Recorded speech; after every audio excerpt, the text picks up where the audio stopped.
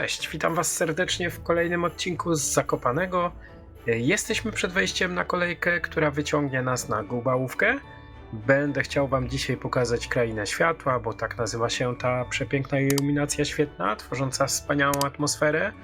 No i tak, jeśli chodzi o tę atrakcję, to jest ona dostępna od 8 listopada i potrwa aż do 1 marca, więc macie sporo czasu, by się wybrać. Kochani, cennik macie widoczny na ekranie. Dodam tylko, że ja zakupiłem swój bilet w wersji góra-dół online na kilka godzin przed wjazdem kolejką na górę i zapłaciłem 29 zł. Także wynika z tego, że kupując bilet online kupujecie go taniej niż w kasie na miejscu. No i dobra, bez zbędnego przedłużania zapraszam Was do odcinka.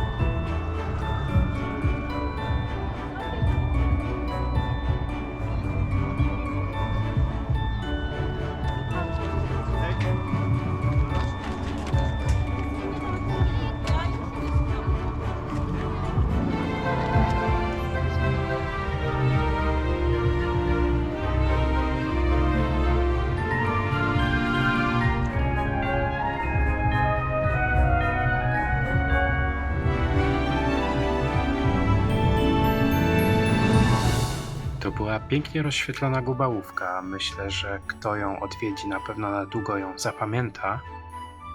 A więc, kochani, święta tuż i w tym wyjątkowym czasie życzę Wam przede wszystkim spokoju. Takiego, który czuje się, gdy na chwilę zwalnia się tempo, odkłada codzienne sprawy i po prostu jest tu i teraz. Niech te święta będą dla Was jak najlepsza podróż. Bez pośpiechu, bez zbędnego planu. Z czasem na odpoczynek, rozmowy, jakieś małe radości. Wesołych świąt, pełnych dobrych chwil. Dzięki, że obejrzeliście ten filmik. Do usłyszenia w kolejnym. Trzymajcie się, hej.